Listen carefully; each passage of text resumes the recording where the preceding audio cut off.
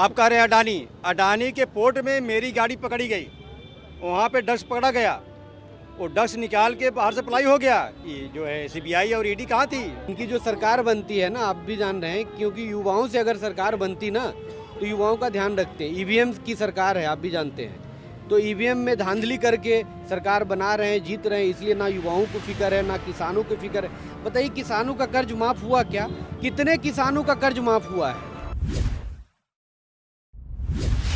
लखनऊ में इस वक्त हम मौजूद हैं। भारत जोड़ो न्याय यात्रा जो है अब से कुछ ही देर में यहाँ पहुँचने वाली है। हजारों की संख्या में लोग इकट्ठा हो चुके हैं, पर जैसे ही राहुल गांधी पहुंचेंगे ये संख्या लाखों की तरफ बढ़ जाएगी। युवा भी हमारे साथ मौजूद हैं और ये कहा जाता है कि 2024 में युवा जो है अहम किरदार निभा सकते हैं, और जिसके लिए तमाम तरीके की कोशिशें भारतीय जनता पार्टी द्वारा भी की जा रही हैं। देश के प्रधानमंत्री का दावा है, खुद उत्तर प्रदेश के सीएम योगी आदित्यनाथ जी का दावा है कि उन्होंने लाखों युवाओं को रोजगार दिया है। कितना रोजगार मिला है, युवा नेता भी हमारे साथ मौजूद हैं, युवा भी हमारे साथ मौजूद हैं, उनसे जानेंगे कि आखिरकार कितनी दावों में सच्चाई है। देखिए, ये जो भारतीय जनता पार्टी की सरकार है, ये भ्रष्टाचारियों की सरकार है। जब युवा पढ़ लिख करके, एक गरीब किसान का बेटा मेहनत मजदूरी करके जब उनके माता पिता उनको पढ़ाते हैं, शिक्षा अच्छी शिक्षा देते हैं, वो आते हैं एग्ज़ाम देने के लिए, जब उनको नौकरी मिलने की बात होती है तो पेपर ही लीक हो जाता है। और 2018 से लेकर के अभी तक कम से कम 12-13 पेपर लीक हो चुके हैं। ये लीक की सरकार है, भ्रष्टाचारियों की सरकार है। आप पेपर लीक का दावा कर रहे हैं। योगी सरकार का कहना है कि कोई पेपर लीक नहीं हुआ, जिस पत्रकार ने खबर दिखाई उसी को उठा करके जेल में डाल दिया। अब आप सोच सकते हैं कि पत्रकारिता किस देश में बची है, क्या नहीं बची है ना। पेपर लीक का जो मुद्दा उठा रहे हैं उनको जेल में बंद कर रहे हैं। लोकतंत्र बचा है क्या? नहीं बचा है। संविधान बचा है क्या? नहीं बचा है। हम आज जो सड़कों पे हैं, राहुल गांधी जी के साथ, प्रियंका गांधी जी के साथ जो हम सड़कों पे हैं, भारत जोड़ो न्याय यात्रा के माध्यम से राहुल गांधी जी के हाथों को मजबूत करने आए हैं। इसलिए क्योंकि जब तक हम अपनी लड़ाई नहीं लड़ेंगे सड़कों पे आके, हमारा युवा वर्ग, हमारा किसान वर्ग, हमारी माताएं एवं बहनें, हमारे जो जितने भी हमारे जो जिनको न्याय नहीं मिल पा रहा है, वो उस वर्ग के लोग हैं, उनको अगर सड़कों पे नहीं आएंगे तो फिर हम लोग अपनी हक कैसे लेंगे? ये तानाशाहों की सरकार है। योगी जी बताए कि क्या एक साल में 2 करोड़ युवाओं को रोजगार दिया, और अगर दिया है तो किन किन क्षेत्रों में दिया है? स्वास्थ्य विभाग में दिया है, शिक्षा विभाग में दिया है, पशुपालन विभाग में दिया है, किस विभाग में दिया है? वो बताए ना कि 2 करोड़ युवाओं को रोजगार किस विभाग में दिया है, कहाँ के युवा हैं वो तो कह रहे हैं कि 2 करोड़ युवाओं को रोजगार दिया है, और वो तो ये भी कह रहे हैं कि युवाओं ने कभी रोजगार के लिए वोट किया नहीं, हमने तो वादा किया था राम मंदिर देने का, वो दे दिया। देखिए, इनकी जो सरकार बनती है ना, आप भी जान रहे हैं, क्योंकि युवाओं से अगर सरकार बनती ना तो युवाओं का ध्यान रखते हैं। ईवीएम की सरकार है, आप भी जानते हैं, तो ईवीएम में धांधली करके सरकार बना रहे हैं, जीत रहे हैं, इसलिए ना युवाओं को फिक्र है ना किसानों को फिक्र है। बताइए किसानों का कर्ज माफ हुआ क्या? कितने किसानों का कर्ज माफ हुआ है? वो ब्यौरा दे दे, बताइए कि कितने। कांग्रेस पार्टी की सरकार थी, UPA first UPA second, 72,000 crore माफ़ किया गया है। आप अडानी का कर्जा माफ़ कर सकते हैं, अंबानी का कर्जा माफ़ कर सकते हैं, किसानों का कर्ज माफ़ नहीं कर सकते हैं। युवाओं के लिए नौकरी की कोई व्यवस्था नहीं है। बड़े बड़े इवेंट करके आप यहाँ पे बिजनेस समिट कर रहे हैं। बिजनेस समिट में कौन कौन उद्योग धंधे लगे, कितने फैक्ट्री लगे, आप बताइए ना। लखनऊ की हालात देखिए क्या है। ये राजधानी है, सड़कों पे युवा घूम रहा है, पढ़ लिख करके, एमए बीए करके। लखनऊ के बारे में तो दावा किया जाता है स्मार्ट सिटी बना दिया है, लंदन की तस्वीरें दिखा करके यहाँ बताई जाती है। आप लखनऊ में अगर आपको समय मिले तो चलिएगा, हम आपको लंदन की तस्वीर और स्मार्ट सिटी के हालात बताएंगे। योगी जी जहाँ रहते हैं ना, जहाँ रहते हैं मुख्यमंत्री आवास, उसके 1 किलोमीटर के आसपास ही हम आपको बताएंगे कि ये लंदन है कि क्या है। इन्होंने उत्तर प्रदेश को नरक बना दिया है। हर वर्ग के लोग परेशान हैं, सिर्फ युवा ही नहीं, हर वर्ग के लोग परेशान हैं। इवेंट मैनेजमेंट की सरकार है ये, भ्रष्टाचारियों की सरकार है ये। पर जब कांग्रेस ने अडानी को लेकर के प्रहार किया है तो भाजपा का ये कहना है कि अगर अडानी देश से चले जाएंगे तो भारत की रीढ़ की हड्डी चली जाएगी। अडानी ने देश की जनता का जितना पैसे लूट करके, और लूटने में जो मदद किया है मोदी जी और अमित शाह जी, अडानी से वो पैसा छीन करके, जैसा कि राहुल गांधी जी ने बोला है, देश के गरीब, मजदूर, श्रमिक, किसान वर्ग, युवाओं, उसके ऊपर खर्च किया जाएगा। जिसके पास घर नहीं उनको घर दिया जाएगा, जिनके पास नौकरी नहीं है नौकरी दी जाएगी, जिसके पास कर्ज बहुत हो गया उसका कर्जा माफ़ी किया जाएगा।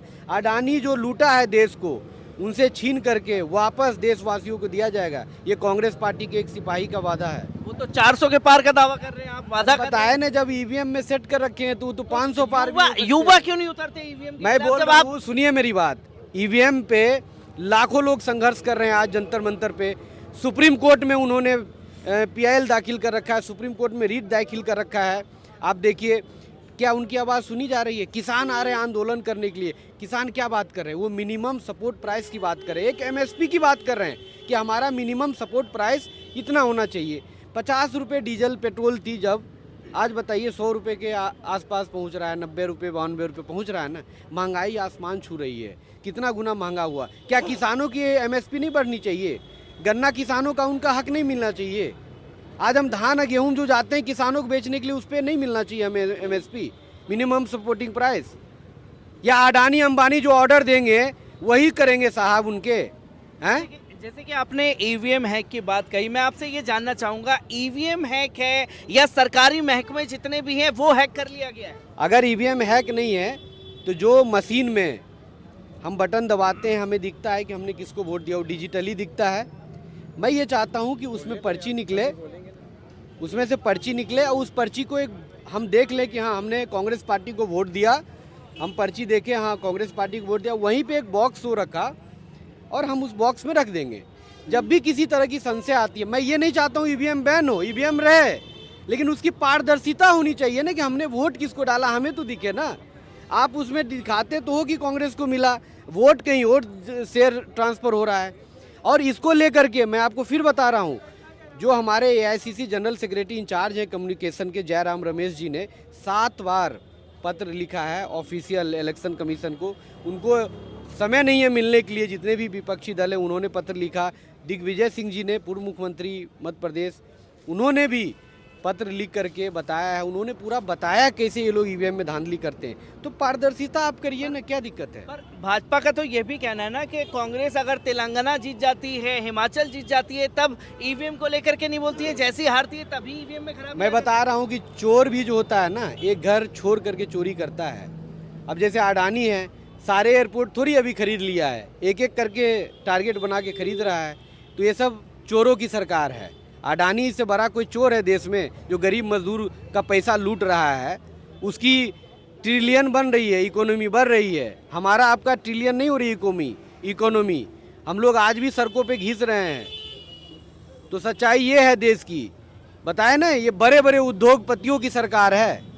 छोटे छोटे दुकानदार आज भी, ये देखिए मूंगफली बेच रहे हैं, पूछिए इनकी कितनी कमाई है और महंगाई कहाँ है, पूछिए इनसे, आपको बताएंगे। बड़े बड़े उद्योगपतियों की सरकार कह रहे हैं, क्या गरीबों की सरकार है ही है? जो आप कह रहे हैं कि मोदी जी, हमारे योगी जी, ऐसा कुछ है नहीं।